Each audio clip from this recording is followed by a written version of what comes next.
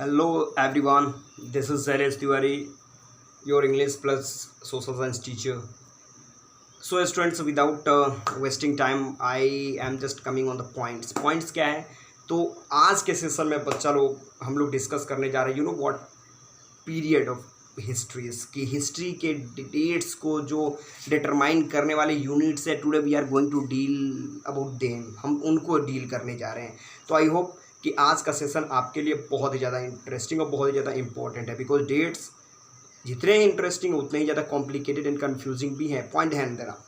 देखो, कहने का मतलब है, हमें आपने बहुत बार कॉमन लाइफ में सुना होगा BC, AD, BC, BCE, CE। तो आखिर इन सब के बीच में कन्फ्यूजन्स क्या है, इसके बारे में हम लोग को डील करना है। ठीक है, तो सबसे पहले मैं आपको ये बता दूं, देखो आपने इस चीज़ को देखा होगा, कभी कभी आप लोग देखते हो क्या चीज़ की आपके ग्रैंडफादर ग्रैंडमदर जब स्टोरी आपको सुनाते हैं तो बोलते आज से बहुत साल पहले एक राजा था। तो कहने का मतलब उन्होंने एक रेफरेंस पॉइंट रखा बहुत साल पहले, प्रेजेंट को क्या करा, पास्ट से कंपेयर किया। अब कौन सा डेट के बारे में पता नहीं है, बट उन्होंने बोला बहुत साल पहले एक रेफरेंस पॉइंट रखा कि उस समय ऐसी ऐसी घटनाएं होती थी। तो पास्ट को रिप्रेजेंट करने के लिए उन्होंने किसी न किसी यूनिट की बात की। करेक्ट यूनिट नहीं है, एग्जैक्ट यूनिट नहीं है, बट वो यूनिट है जो रिप्रेजेंट करना है, मतलब इनफाइनाइट को रिप्रेजेंट करना है कि अब कितने साल पहले। We don't have any information about that.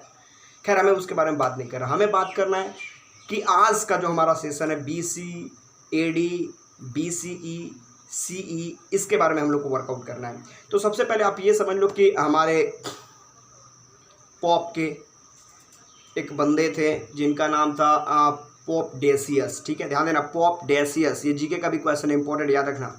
उन्होंने क्या किया, हमारे हिस्ट्री का जो पीरियड्स था उसको अलग अलग तरीके से क्लासीफाई करा, और उन्होंने एक टर्मिनोलॉजी यूज़ कर दिया BC और AD। पॉइंट समझना।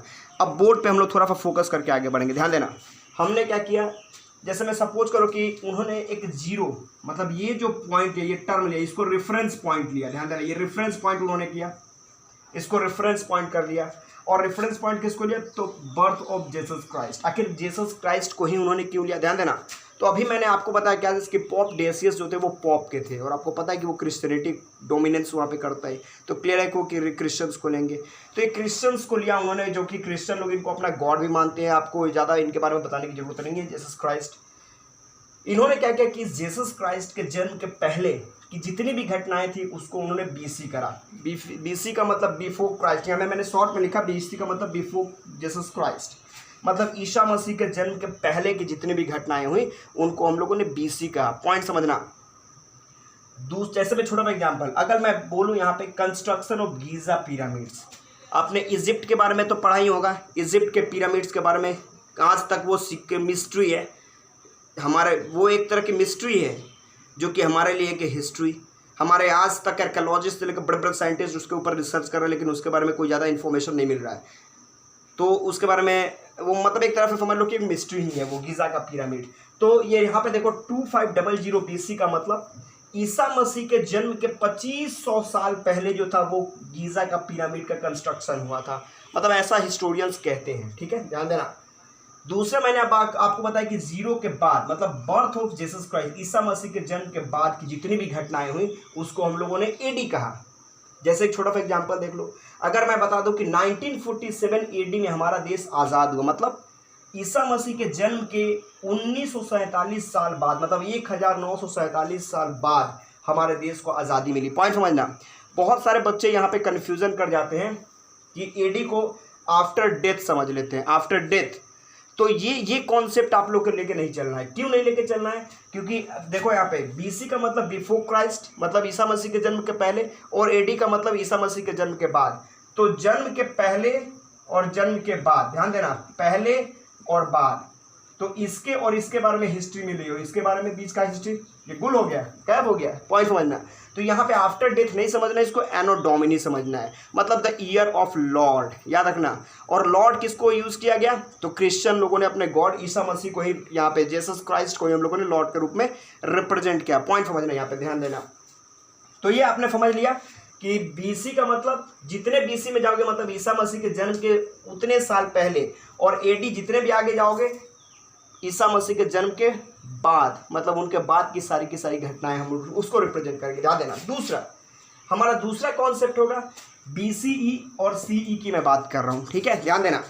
तो BCE का मतलब बिफोर कॉमन एरा। अब ध्यान देना, मैंने आपको बताया ज्यूज जो लोग थे, आपको पता है हिटलर की तो स्टोरी आपने पढ़ाई होगा, मेरा पीछे के कुछ वीडियोज आप देख सकते हो।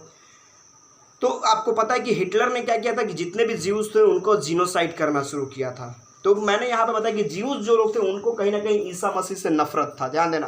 तो उन्होंने बोला कि हम जीसस क्राइस्ट ये वर्ड यूज़ नहीं कर सकते, हम उनको क्यों यूज़ करेंगे। तो उन्होंने एक अलग टर्मिनोलॉजी यूज कर लिया। टर्मिनोलॉजी क्या यूज़ किया, BCE और CE। BCE का मतलब बिफोर कॉमन एरा और CE का मतलब डायरेक्टली कॉमन एरा। तो ध्यान देना, कंफ्यूजन होने की जरूरत नहीं है।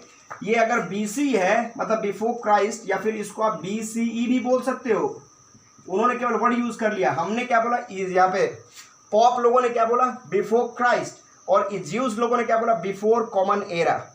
टर्म वही है, बोलने का तरीका थोड़ा सा बदल गया। जैसे हम लोग देखते हो ना, वाटर को कुछ लोग बोलते हैं पानी, कुछ लोग जल भी बोलते हैं, तो डिफरेंस कुछ नहीं है दिमाग में, इसको कंफ्यूजन मत रखिएगा। दूसरा उन लोगों ने यूज किया C मतलब कॉमन एरा। तो जैसे मैं यहाँ पे 1947 AD है, या फिर इसको आप CE भी बोल सकते हो, कॉमन एरा। तो मैं ये भी बोल सकता हूँ कि अच्छा 1947 AD या फिर 1947 CE। तो AD एंड CE में कोई डिफरेंस नहीं है। तो मुझे लगता है कि अब यहाँ पे किसी तरह कोई कंफ्यूजन आपको नहीं होने वाला। BC, AD, BCE और CE के बीच में मैंने बताया कि AD को हम लोग क्या बोलेंगे, BC बोलेंगे, सॉरी AD को हम लोग क्या बोलेंगे, ध्यान देना, AD को हम लोग क्या बोलेंगे, CE कॉमन एरा बोलेंगे, और BC बिफोर क्राइस्ट जो है, BC को हम लोग क्या बोलेंगे, BCE भी बोलेंगे। डन। आई होप कि आज का ये कॉन्सेप्ट किसी तरह की कोई कंफ्यूजन क्रिएट नहीं करेगा, एंड आप सब इसके ऊपर द बेस्ट तरीके से कंट्रोल कर चुके हैं।